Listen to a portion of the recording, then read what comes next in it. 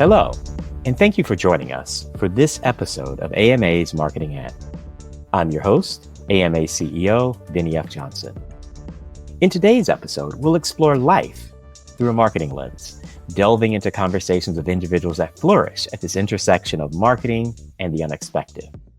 We'll introduce you to visionaries whose stories you might not yet have heard of, but are exactly the ones you need to know. Through our thought-provoking conversations, we'll unravel the challenges, triumphs, and pivotal moments that have been shaped by marketing. Today, our special guest is Donna Shaw. Donna is Managing Director of MediaLink, current partner of United Talent Agency. She is currently a member of the board of directors for the Ad Council and serves as marketing advisor for Clutch Shop. In 2024, Donna was awarded the She Runs It Changing the Game Award, specifically honoring for Quantum Meet, changing the way organizations align to proactively meet new challenges. Before she was awarded this award, she had been honored by Adweek and the Adweek 50, honoring media, marketing, and tech's indispensable behind-the-scenes stars. Previously, she served as SVP of Starcom MediaVest, where she led global teams for clients such as Visa, Walmart, and P&G. Donna, welcome to the podcast. Thank you, Benny. So excited to be here today. Well, it's really great to have you here. I'm so impressed with your work and your leadership with MediaLink and United Talent Agency, but I'd love to get a sense of how it all started. You know, did you wake up one day and say, I'm going to be managing director of MediaLink and have this profound space on industry? I doubt that's how it started, but I'd love to hear. Oh, no, it definitely didn't start that way. And I firmly believe in a lot of luck and circumstance, especially early in your career. You got to lean into it. But I was lucky to have entered the marketing industry at a time when digital media was digital media instead of just media. Right. When I moved into my first agency role with Starcom out of college, I was the only member of the team who had a Facebook account because I had one at Vanderbilt University. And so there were some definite benefits of circumstance of being a true user of media that was growing rapidly, and to be able to translate that into the needs of my clients. But then, as I mentioned, you've got to lean in, and I have never looked back from loving what's changing and innovating in the marketing space. And so I took great advantage of the amazing agency that I worked for. I started with them in Chicago. I moved with them to Southern China, and then led global businesses, as you mentioned in my bio.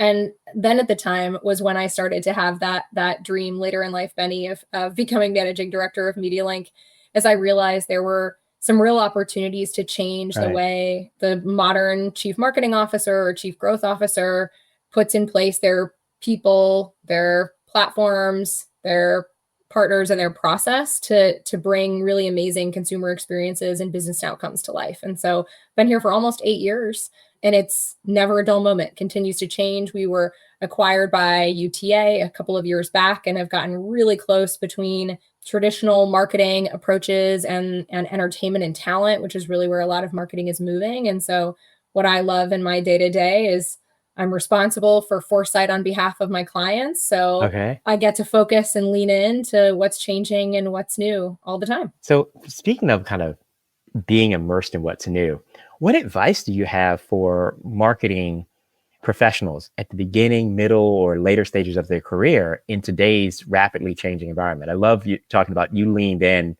when no one else had a Facebook page. So there's kind of power of being the one who has it. So if we think about today and we, replace Facebook, we find and replace Facebook with new AI tools, or find and replace Facebook with TikTok or whatever's next. What advice do you have for marketing leaders? Well, Benny, I think for the career entrants, I am continuously jealous of those entering our industry early in their life, early in their careers, because in media and marketing, you are never more of a deadly weapon than when you are, in fact, a cutting edge consumer. And I would argue that the majority of people who come into this industry have actually taken a moment to look at themselves and see themselves as a consumer of entertainment, of culture, of media. and can be quite self-reflective. One of the things I've loved about working in this world is that you can be so insightful and bring value from day one in your organization simply by looking at your own patterns of behavior. One of the areas that we have been both advising clients on, but also advising ourselves at MediaLink is encouraging as our interns come in and as our entry-level colleagues come in, asking them, what are the tools that you are using to shortcut, to do things more efficiently? For me, it was just the way in which I was communicating and leveraging media as a normal college student became incredibly valuable to the organization as someone who was a natural user. You mentioned it, Benny, the usage of generative AI tools. We're talking about it often in theory at marketing conferences or in published articles, but folks who are graduating from college right now or entering the workforce, whether or not they went to higher education, they're just using these tools. That's how they're getting to answers. And shortcut is not a bad word in my book. Right. That's one of the things that I ask people, and I genuinely want to know what apps are you using on your phone that I'm not aware of, and what tools are you using to get your job done faster than I did. So I think that's definitely part of the early stage. I'll flip then to the late stage. Right. A lot of the work that we do at MediaLink is advising chief marketing officer or chief growth officers on how they shape the future of their teams, their talent, their tech, and the way they go to market. And by the time you get to that level of your career, it's interesting because often what has gotten you into the C-suite as a marketer has been your excellence in creativity and your capability as a tactician. And then once you're on the executive team and you are representing the leadership of a company, it's no longer your depth of expertise that is the majority of your time and focus. It's actually, how do you think and translate what the business needs into an amazing team or an extended team and agencies of experts to go execute? And then how do you translate back up what it is that you're seeing and hearing from consumers and what the response and reaction is to your products and to your positioning and your messaging back up again into where the business should be going. And so that's what keeps me energized, is that balance between how do you build the future skills and platforms and process and agency models, but the leader needs to set that in place, but then needs to translate to a very different audience who doesn't speak in the same jargon that we do here in the marketing world. So speaking of kind of audiences and changes, when you merged with UTA, you talked about being kind of celebrity client focused. Give me some of the thoughts that came in, and what were some of the breakthroughs that happened when you take MediaLink's background and prowess with UTA and kind of let the two work together? How did that work for you? Well, there's a lot of cultural synergy between where UTA has leaned in as an agency very early and with much depth into the world of digital talent, and where MediaLink's roots began, which was understanding the highly complex and ever-growing marketing value chain of media partners and technology platforms with the advent of digital. And as I mentioned before, digital just became media. And so we found some really great complementary approaches to the landscape of the market. And then more specifically, when I'm thinking about the modern marketing mix, more and more the traditional thoughts about here's my creative and my message, and here is my media, I have a budget to do X, Y, and Z. There is so much more focus on partnership with influencers, letting creators actually be part of the development of your message and your content and market. And in many cases, finding that while it is much harder to measure, that the ROI and the impact, because of the ability for an authentic voice to speak to audiences in a different way, can be so much higher for a brand. And so where we've found some really unique opportunity for our clients is the insight and the access that we can provide in not just thinking about the more traditional roles of media, creative, CRM, loyalty, but also culture as a new skill set, and one that's not necessarily filled in the traditional way of, I have a head count in a team that executes on culture, but instead, what is it that I'm embedding in and across my teams, and who are the additional voices that I'm working with? And that may mean creating new models and instances where you are sitting down to brief a group of partners, and instead of your AOR, you are talking with really meaningful creators from social media, and they are actually helping you with the development of content, the development of message, and in some cases, the development of product. Now, how do you create that space, right? We've had such a kind of lockstep relationship between client and agency and media. And this is really kind of an accordion, finding a way in which customer voice and creator are kind of nestled into this conversation. How do you create that dynamic space as both for the agency? I'm sure there are people in the room who are used to an older model, as you mentioned, but then on the client as well, who have used to, well, I thought my voice came from the agency, and making sure you have space for this value. It's complicated, Benny. And that's also why I have a job. Yes. And we're happy that you do. I know, me too. And I say that, though, there are some tips and tricks that I want to pass on. As you open up the voices and you expand the table that you're setting with the number of partners that are contributing to the development of your brand story, and of the distribution of that story to consumers, you have to have a really clear understanding of what everyone's roles are. Mm-hmm. It has never been more important to have a crisp and clear brief so that everyone knows ultimately the goals that you're looking to drive towards. And I think that there is a lot of cultural nuance depending on companies. Some like a little bit of healthy competition and tension between their partners. And we've seen this in the past with multi-agency models and bringing in platforms. So your media partners directly into the briefing process where they can also pitch for ideas and content. But there are others who also prefer a much more clear delineation of, these are my leaders, and I expect when you show up together and ideate together.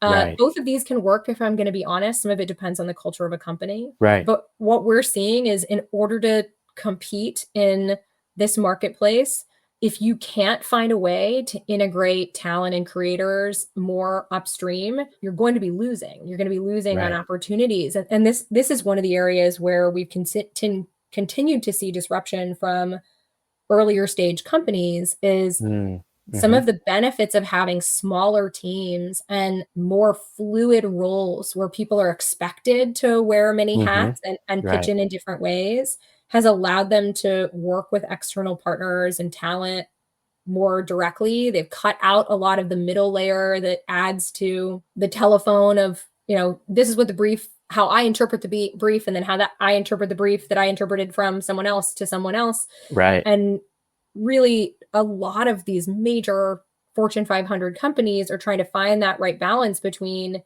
how do they serve the scale that they have and the complexity that they have, many of which are portfolio companies, but how do they operate in such a nimble way so that they can get the best out of what is likely the new media and content channels for most major marketing organizations. I think there's something powerful that you're talking about, where if an organization is more wed to the brief as a template, to the job description as a template, to the lane of the role, then it's going to limit your flexibility. And when you have a smaller group, you don't get the luxury of falling back on, this is my job description. You kind of... And so much, Benny, of this question of job description. I mean, we build org designs as part of our job. And we are at a time, I was hosting an event yesterday with 20 local marketers, and the look on their faces when I said we are now in the time of reorgs every year being the norm was not a friendly, welcoming look. But this is a lot of the reality of, if you have companies who require very rigid structures and definitions of what roles are, they're not able to keep pace with the amount of change. And so we see a few different themes that are coming from that. So on one hand, this rapid change of, let's restructure, let's just create the understanding within our culture that your job is likely to be reevaluated every 9 to 15 or so months, and that's just how we're going to operate as a company. Or you have an understanding of the fluidity of skill sets and how you create resilience in people within your company and you acknowledge the investment that you're going to put into the education, skill building, and capability building to help them continually flex, but that they need to know that they're showing up to be in a slightly different role every day.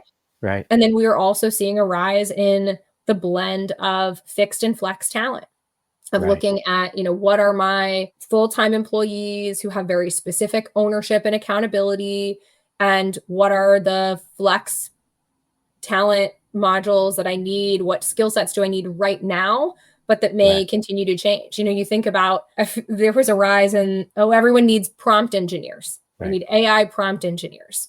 And we've already seen the quick movement of, everyone should be trained on how to write great AI prompts. That shouldn't be an individual team or person's jobs. And some of these structures that, if you look back to when some of us joined the industry 20 or so years ago, and you were creating digital centers of excellence, many of those digital COEs were critical for 5, even 10 years in organizations, but we're changing too quickly now.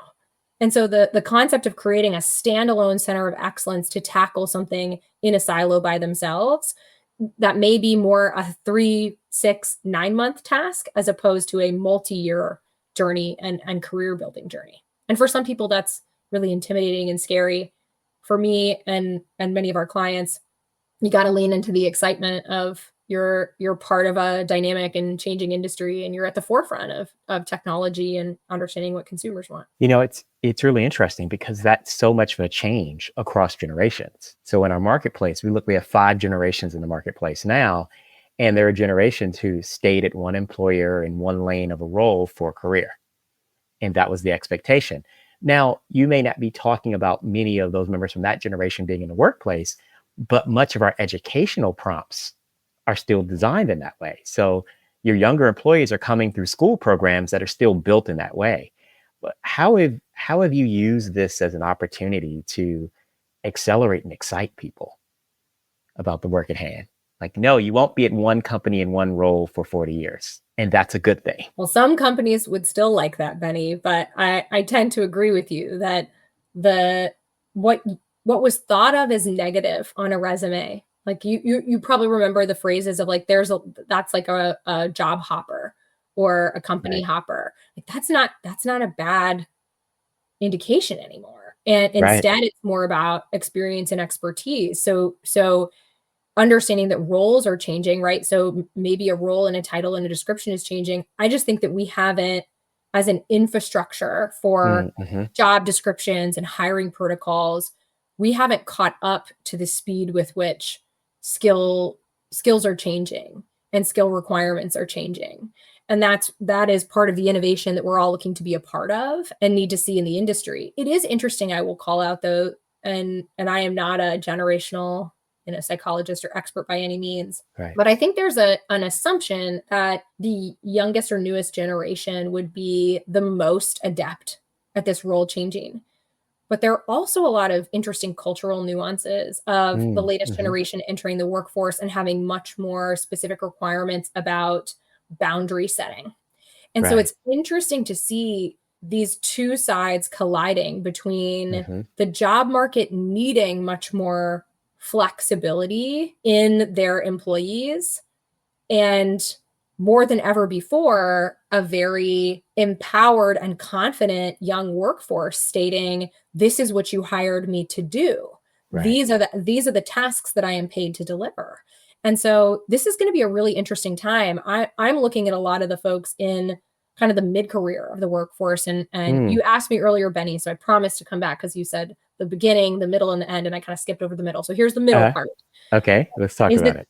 This is a really interesting cohort, I think, to take advantage of the fact that they were brought into the workforce in that work hard, get recognized mentality, to be flexible, to lean in and use tools far beyond what they're officially required to do, and to really rise up as leaders who understand the culture of the new employees in our industry, and to set new rules for what leadership and, like I said, resilience looks like in terms of being excited about coming to work, knowing I was taught a process when I onboarded, that will Right. be different in 6 months, but different as in more efficient, as in Right. more automated and getting to better outcomes. And I can be a part of driving that. And so I've got to learn both the gut instinct that will never go away with the marketing Right. field, but I can Right. also lean much more aggressively into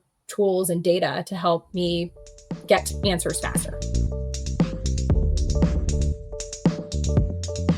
One of the things that's really fascinating in this moment is the various dimensions of change. And we've talked a bit about change in terms of the relationship with the client and the agency, within the teams and the space. But one of the most rapid areas and the most visible areas of change are with our consumers in the space. Talk a bit about what you've seen in the last few years in terms of the changing priorities and appetites of our global consumer base. Well, I talked a little bit about the ecosystem of partners that you Right. create. And for many of our clients, the consumer is part of that. Mm-hmm. Whether you have intentionally created a space for consumer feedback or consumer input into products or marketing innovation, or you can't help it because Right. the internet and social media is just an open call for Yes. anything you want to say, feel, think, or complain about.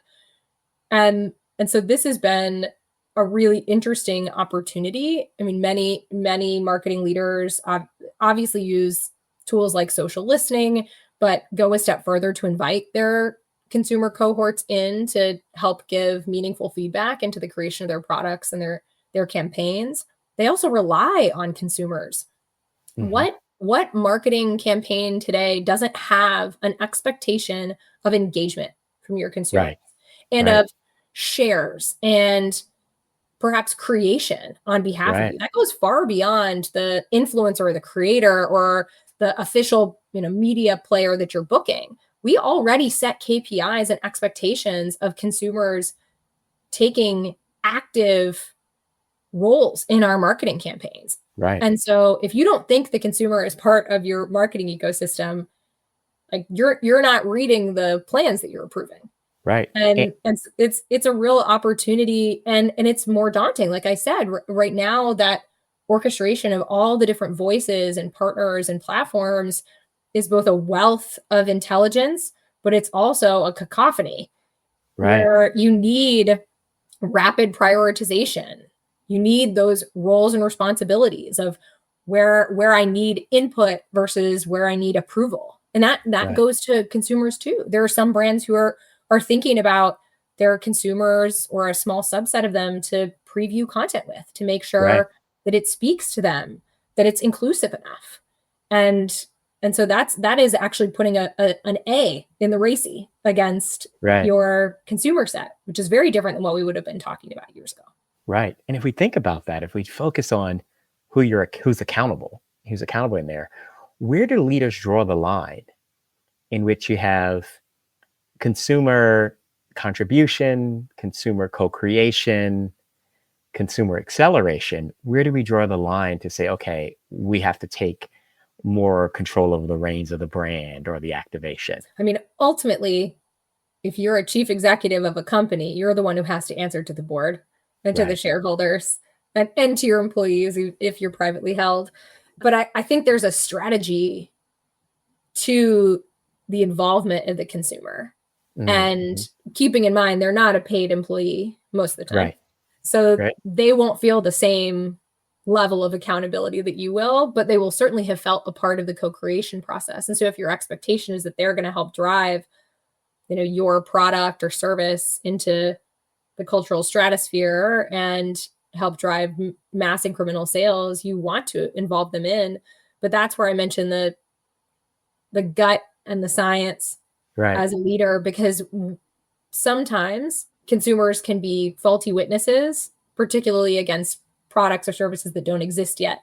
So Right. you also have to have the foresight of thinking about how something that doesn't yet exist in market, and you can't have true consumer feedback, how it might be perceived, but what's your plan for rapid response and continual response as you launch something into market? It's interesting that you talk about, from an AI term, hallucination, but from a consumer space having kind of a faulty sense of what's happening in the marketplace, it reminds me of this beautiful article that I read once before, and I'll keep the brand nameless, but it was this beautiful story about how families and communities and people all gathered around to go to this one retail establishment, to go to this one bookstore. And they talked about how much it was important and how much they valued it. And this was everything about the space. But the bookstore went out of business because although people had wonderful experiences of their consumer interaction, and this was the cultivation that was in there, they didn't do one simple action. No one bought any books, which was the core purpose of said brand and said store. But if you talk to their consumers, you got this entire litany of all these dynamic engagement opportunities they had that had nothing to do with the principal purpose, shareholder value, or bottom line of the business. And I think in reading the story, it's like if somebody's responding to these inputs, you would go completely in the opposite direction of what the business was. Well, and Bennie, what they might have determined was we do actually have a viable product. We're just charging for the wrong one. Yeah. Right. Do we actually have a viable real estate community space product, and we need to pivot? And that's where I think the ability to open yourself up to wider understanding of your competitive set, what you're at a macro level, everyone is competing for time and money, but you might think I'm Cola A and I'm competing against Cola B, but there's a lot of other things that I might slurp on. And there's a lot of other reasons why I might be drinking a bubbly beverage that have nothing to do with thirst quenching. It might be to do with boredom, right? Like, so there's such an interesting social gathering, right? Yeah. That's a reason why a lot of the rise in the alcoholic bubbly beverages has definitely been a boon for many companies. But that, again, this is why I think the chief marketing officer's role is continuing to be exciting. Right. But there's also more responsibility and more pressure, because as you are responsible for the voice of the consumer into the business, which is really the core definition of what a CMO is bringing to that C-suite. And then the reflection back outward externally of what our brand, our business, our product stands for. There's a lot more complexity now. There's a lot more stakeholders in that decision and a lot more choices to be made. And so how do you think about the cascade of choices, what you can allow your teams to be accountable for? There's been a lot of discussion and debate about smaller emerging brands really leveraging social media conversation and content almost exclusively organic to grow. And in many cases, the individuals behind that are social media managers, social media analysts they're trained and then they're empowered, and they have clear KPIs and they have some guidelines that they're following, but they're also hired because of their ability to think quickly and perhaps make mistakes, but quickly, understand and respond. And so on one hand, you have this additional piling onto the shoulders of the chief marketing officer, but you've got a workforce that's hungering for more accountability and control. And honestly, the amount of different channels and places and spaces to communicate requires that you cascade some of that responsibility down. And this is the place where MediaLink plays, is really how do you have that right operating model that can drive consistency, but not complacency, meaning it takes so long to get every message out or to get every communication approved because you're so focused on like a single command and control approach. But if you allow too much ownership and in some cases, right, like I'll let the creators determine my brand is one of the questions you asked about, Bennie. Then what is the role of my brand in me? Sometimes that can be really good. You have a meaningful celebrity wearing or endorsing my product, and all of a sudden it takes off. But then what if something happens to that celebrity, or if the next one who picks it up is not necessarily what I feel is representative of my brand? So how do you have that balance? again, it's what keeps us busy. Well, in speaking of keeping you busy, I'm going to ladder up again because I'm sitting here thinking about, you have one brand that embraces the chaos and another brand that needs a more measured approach and a third brand that is somewhere in between. How do you, in laddering above everything, keep your teams and the work focused in there? Because I can only imagine, like, at some places it's control chaos, and that's good for the brand and good for the work. Other brands could never survive a week of control chaos. I mean, I'd argue, Benny, it's always controlled chaos. It's just how much control, Yes. at least these days, right? Again, because of the fact that the consumer is a participant Right. in campaigns and in your product experience. But you're absolutely right. Their culture is so incredibly important when you think about the right structure. What structure is going to work? What you can cascade accountability down to what level? And is it a brand manager within a portfolio that is that single throat to choke Right. for all things about that brand? Or ultimately, does that ladder up to a marketing director? What are the elements that you actually allow your agencies to be fully responsible for delivering? You approve the budget and the KPIs and they can go. And there are certainly brands who have benefited from the shared responsibility, again, with really clear KPIs and a box within which to play, but others who have struggled when it comes to transparency and brand safety and staying consistent with their brand guidelines. So you have a bit of this ricochet sometimes of, let's go very broad, distributed, and then centralize. And I've recently spoken about this theme as it relates to some of the added pressures from shareholders and some of the precedent being set in the US market about companies being sued for marketing choices. In particular, in recent months, companies being called out for their DEI initiatives and stating that this is, defrauding shareholders because the leadership could not appropriately define the potential business risk. And my big concerns among many is that if innovation and doing things in a different way that have a plan for long-term benefit, but not necessarily short-term, are being so heavily scrutinized, how do we keep fantastic marketers engaged and in their roles when there is so much added pressure? And now the necessary pressure for some major corporations in the US to say, you need to very accurately predict any potential short-term negative impact of a choice that you're making about your positioning, your creative, your product portfolio.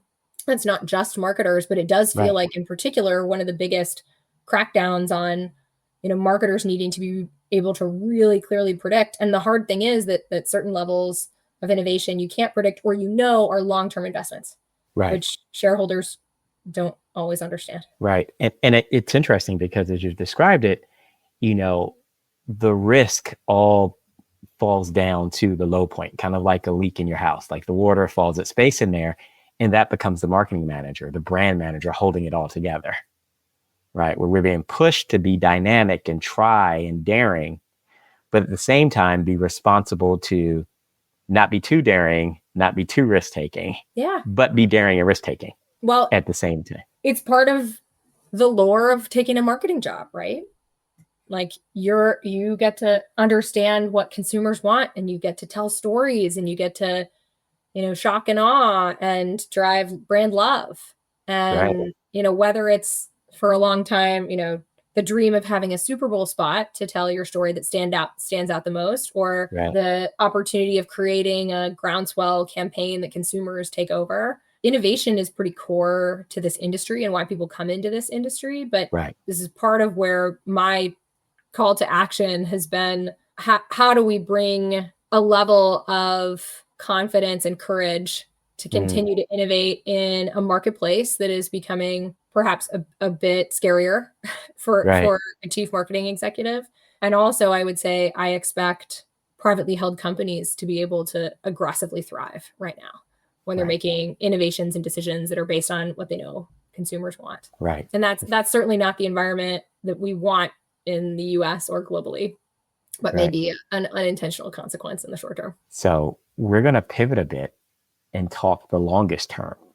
Mm-hmm. We're going to talk a bit about the future. And we were discussing before and talking about your role as not only kind of media leader, but as mom, and thinking about what does media consumption, marketing, and engagement mean and look like for the youngest of us.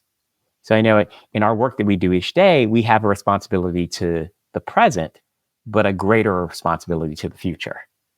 So talk a bit about what that means for you to be in this moment and kind of navigate today for tomorrow. Oh, I feel much more weight than any of my CMO clients that I've been talking about when I consider the behaviors and the exposure of my 3-year-old toddler. It's both professionally, I'm constantly thinking about new modes of communication and access to information and entertainment. And then when I turn to my home life, I'm wondering, how much of this do I want to be cascaded and exposed? And it's fascinating that we are just in the early stages of understanding the impact on development and how our brains process things and how we build relationships. And I'm a pretty skeptical optimist, right? I want lots of amazing things to come with all of this innovation. But when it comes to your own kid, right, you also have to be careful that I don't want to overexpose. So right now I'm leaning on the no screens as much as possible. But then I'm wondering, like, oh, am I actually going to be holding my child back from being the media genius that I want her to be? It's a good also grounder when you're thinking about the innovation and opportunity. And as I mentioned, why people go into the marketing field to begin with is that they tend to be more reflective of their own media and marketing consumption as a consumer. And so you can't help but do it on behalf of your families. Right. I smile as you mention that because I am both a proud and scared parent of teenagers now. And so I've given up the guardrails in there. Now I realize I have a in-house focus group. Very true. which is kind of you get a chance to watch it real time in terms of, the best intentions of parental parameters up against the very real reality of marketplace. Oh yeah. And you get real live, real-time feedback, right, Bennie? I do. I get it, candor, radical candor all in your face. That's what I get for all the 360s. Yeah, that's what you get as soon as I come into the door, right? So, and that's the beauty of being a parent, because I'm sure, it's karma for we were teens before we were parents. And it's based in there. So, my friend, be on the lookout. Thanks for the heads up, Bennie. That's what I'm here for. Not only marketing conversations, but to help you through the toddler years into the preteens, into teens now. Life lessons and marketing lessons. So I'm going to go back to the conversation of talent. As we started off with this kind of connection of media and talent, what have you learned in the last few years of how talent has taken the reins in marketing and advertising? Remember, we used to bring talent into the room and say, here's a script and here's what you do. Now, talent is bringing us into the room and saying, this is what I can deliver.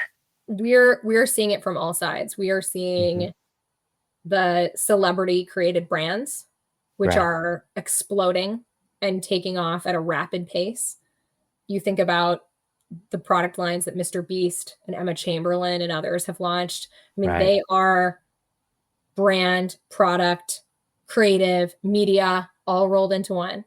And so I would argue that there may be more marketing impact on the talent landscape, even more so than vice versa, where anyone who is becoming I hate to use the word celebrity because I think that definition is changing, but celebrities are marketers. They're building brands and they're media companies. I mean, when we look at evaluation of potential talent partnerships, we're not just looking at which, what's their box office hit number, what's their perception. It's also how big is their social following? How often do they post video content? It's the way in which we would have evaluated media years ago. And so it's a really interesting opportunity. We're also seeing the not the rise. We've already risen the career of a creator. And the question will be, of course, is that, until retirement age career, but certainly in the interim, there are many content creators who have taken their passions and their experience and created meaningful media properties, some of which are being bought up by major media companies or driving certain traditional media companies to their demise. So it's a huge opportunity, I think, for both sides to learn the marketing muscle. So if you had one last thing to say to a marketer in 2025 as advice or counsel, what would you say? I'd say we understand that the pressure has mounted, the access to information, the responsibility of translating not only rapidly changing consumer behavior into your business, but also changing rapid business dynamics into your marketing and communications, but creating opportunity for your teams to develop the future skills to lead you, and leaning into that blend of technology and talent can help you get through this. Those who have leaned in on a model that acknowledges both is equally important are really going to be the ones who come out on top. I think that's an incredible word of advice to lead out with. In our world, it's media, creative, dynamic. Marketing is everything and everywhere, and those who build in are going to come out on top. Donna, thank you so much for joining us. And thank you all for listening as this part of this episode of AMA's Marketing And. Once again, I'm your host, Bennie F. Johnson. Thank you, Donna. Thank you for leading and offering such a candid view of our world. Thank you. Thank you.